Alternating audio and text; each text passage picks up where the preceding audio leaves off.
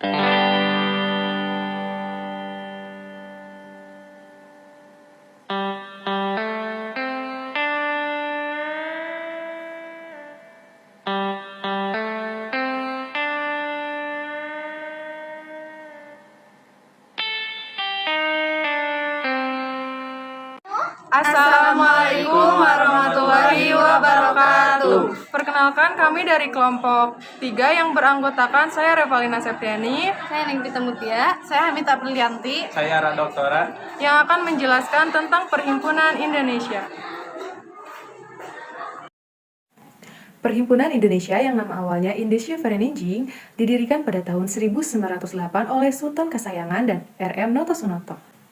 Terbentuknya organisasi ini tidak lepas karena adanya kebijakan politik etis pemerintah Belanda. Pelaksanaan politik etis khususnya dalam bidang pendidikan inilah yang kemudian melahirkan kaum-kaum terpelajar di Indonesia. Dari sinilah banyak sekolah didirikan dan banyak pula lulusan pelajar di Indonesia. Pada saat itu, belum ada pendidikan tingkat universitas yang didirikan di Hindia Belanda. Oleh karenanya, negara Belanda menjadi tujuan utama pelajar Indonesia yang ingin melanjutkan pendidikan tinggi. Pada tahun 1907, tercatat jumlah pelajar Indonesia di Belanda sebanyak 20 orang yang tersebar di berbagai universitas. Didorong oleh rasa senasib dan sepenanggungan sebagai mahasiswa perantauan, mereka kemudian membentuk sebuah perkumpulan dengan nama Indische Vereniging. Perkumpulan ini pada mulanya bukanlah sebuah organisasi politik yang revolusioner, melainkan perkumpulan sosial mahasiswa Indonesia di Belanda yang bertujuan memajukan kepentingan bersama pelajar-pelajar Hindia Belanda di negeri Belanda dan mengadakan hubungan dengan Hindia Timur. Lalu situasi ini mulai berubah ketika pada tahun 1913 tokoh 3 serangkai bergabung dengan Indische Vereniging yang membawa ide nasionalis sehingga organisasi ini mulai berhaluan politik. Organisasi ini benar-benar berhaluan politik setelah bergabungnya Sutomo, Hatta, Aji Sastroamidjo, Budiarto, Iwakusuma Sumantri, Iskak, dan tokoh-tokoh komunis seperti Samaun, Tan Malaka, dan Darsono pada tahun 1920-an. Pada tahun 1922, Indische Vereniging berubah nama menjadi Indonesia Vereniging.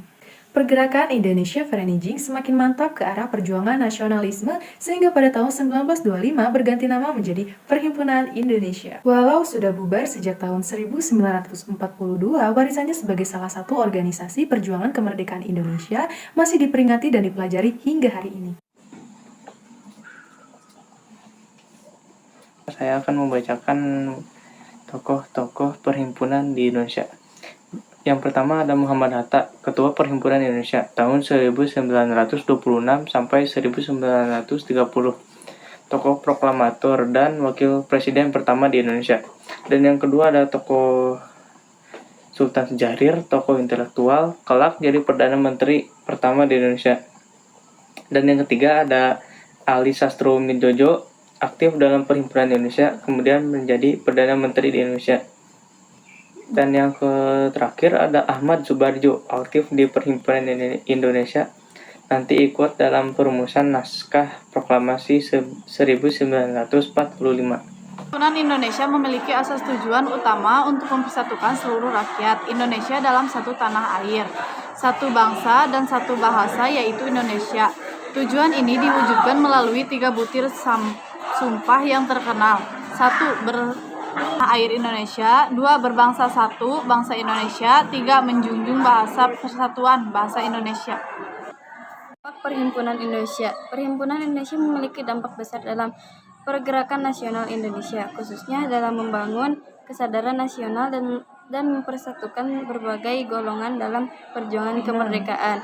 PI berperan sebagai wadah bagi mahasiswa Indonesia di Belanda untuk memperjuangkan kemerdekaan melalui propaganda, menjalin hubungan internasional, dan melakukan debat publik.